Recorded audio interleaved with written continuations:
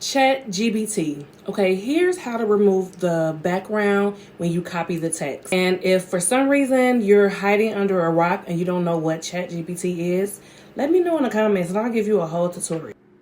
So as most of you know, you start with ChatGPT, type something in and ask them to generate a response.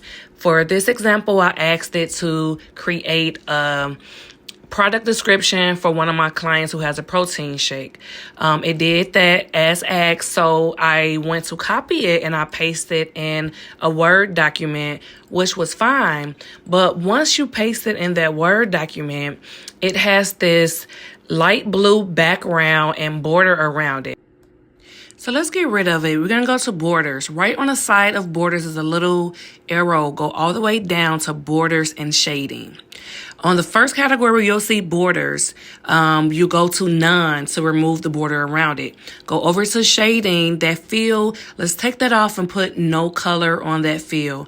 Once you press OK, you have removed all of your borders and the shading. Hope that helped. Follow for more digital tips.